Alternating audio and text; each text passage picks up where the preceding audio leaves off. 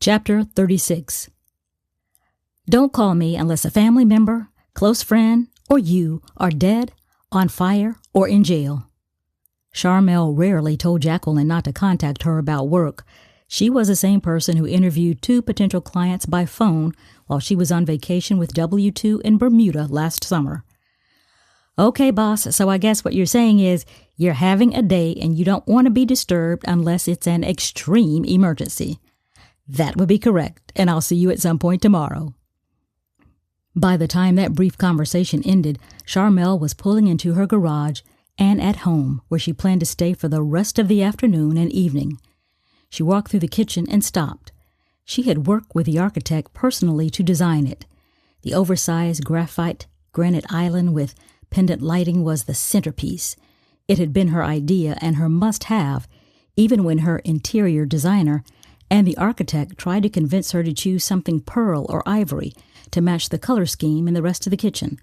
On a normal day, that kitchen was her refuge after a tiring day at work. But today was far from ordinary. She fed Nancy Drew, put on her favorite baby blue silk pajamas, wrapped her hair in the African print scarf W2's twins gave her last Christmas, crawled into bed on her 800 thread count sheets, and closed her eyes. She said a short prayer and willed herself to rest and not think about Etta Hayes or Marcus Pierce. It was 5 o'clock, and she was determined not to get out of bed until 6 a.m. the next day. And she didn't. In fact, she woke up at 5:58. 2 minutes of lounging until it's time to get up, she said aloud, until she realized Nancy Drew was still asleep, not at all interested in this morning's sunrise or any related early morning activities.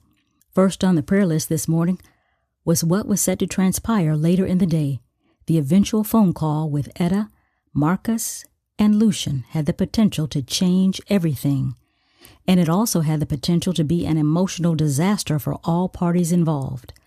She took comfort in knowing Etta planned to reach out to Pastor McCurdy to be there for support and guidance.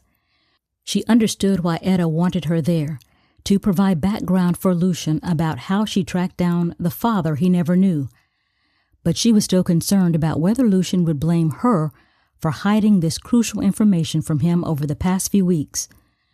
Sharmelle was an admitted control freak, and suddenly, everything with this case seemed out of control, and she knew why. Unlike other cases, she was invested in this one personally and professionally. The lines were clearly blurred. Today was Jacqueline's work-from-home day, so Sharmelle was trying to decide whether it would be one for her, too.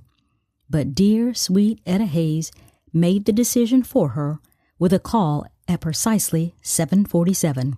"Sharmelle, I hope I didn't wake you." Sharmelle didn't have time to respond, but I wanted to let you know as soon as possible that Pastor McCurdy has agreed to meet with us at 11:30 at the church. I didn't tell him what the meeting is about, just that you and I have something important to discuss with him about a personal matter, and we need his guidance. I also told Lucian to meet us at the church at 2 this afternoon. That will give us time for the 3 of us to have a little lunch before Lucian gets there. Depending on how all this goes, we can set a time to call Marcus again. I was thinking this evening, but realistically, we may need a day or 2. Etta Hayes barely took a breath as she laid out the game plan for the day.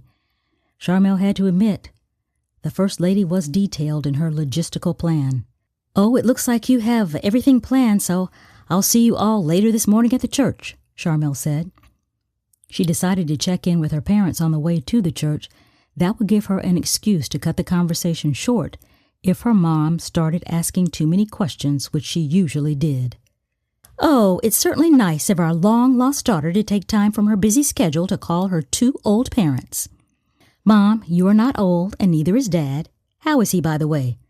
"Oh, he's doing great. Disrupted my beauty rest when he got up at 5 o'clock this morning to meet Cassius at the gym, so we're both doing great. Now, how is work going with your big mystery case?" "Mom, have we not been over this? 1 billion with a capital B times. I still can't give you details, but I'll tell you this, it may be wrapped up soon." "Well, you can't blame me for trying. You know, it's hard to pray for you in these situations when I don't know the details." "Mom, that's your best one yet. Well played. But remember, The Lord knows the details, so you don't need to. Well, perhaps by the time you grace us with your presence at dinner one evening soon, the case will be closed, and you can disclose why you kept your precious mother in the dark for so long. Mom, if there was an award for Dramatic Mom of the Year, you'd win hands down. I'd love to continue this conversation, but I have a work meeting, and I've arrived at the location. So as much as it pains me to do so, I gotta go.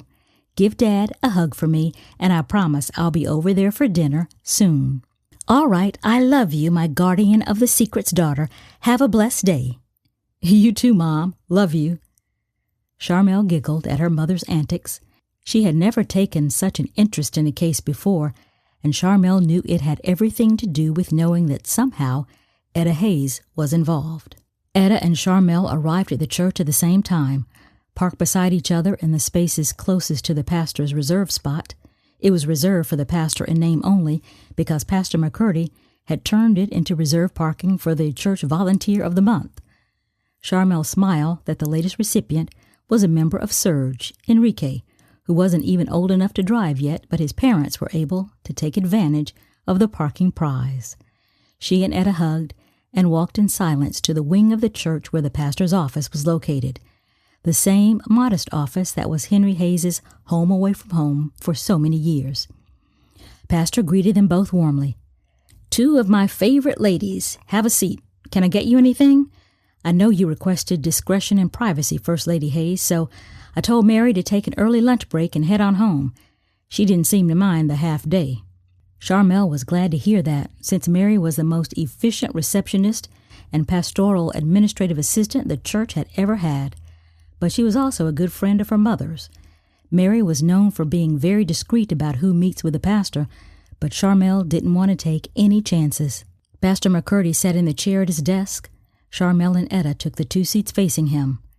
The desk with its rich dark wood brought back memories for Sharmelle, and she suspected Etta too. She could picture Pastor Hayes sitting there, preparing a sermon, or two-finger typing on his laptop, working on his memoir that he never got around to finishing.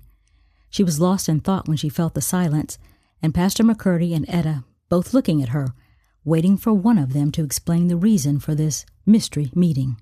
Etta began. She told the whole story to Pastor McCurdy. Her life growing up in rural Alabama, college in Kentucky, meeting Marcus, the unplanned pregnancy, moving to Chicago, meeting Henry, and the rest of their lives until his death. And she also told him the secret pact that she and Henry made about Lucian and how she hired Sharmelle, who finally tracked down Marcus, which led to their phone call yesterday morning. Sharmelle marveled at Pastor's poker face. With Etta's every twist and turn in telling her life story, Pastor McCurdy never changed his expression, never looked shocked, concerned, or confused.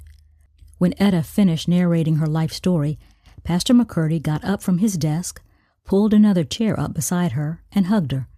They both just sat there until he said, "That took courage, and I'm blessed that you trust me with this part of your life. Lucian will be here at 2, and I will help guide the conversation as needed. But Sister Hayes, this is your story to tell." "Yes, Pastor, I know. I have played it over in my mind more times than I can count over the years, especially after Henry went home to Jesus. But now I don't know what to say to my son. How do you tell your child? I know he's in his 60s, but he's still my child. How do I tell him that I've been keeping something important from him since the day he was born?" "This is going to be a difficult conversation. We can't sugarcoat that," Pastor McCurdy said. "Let's pray."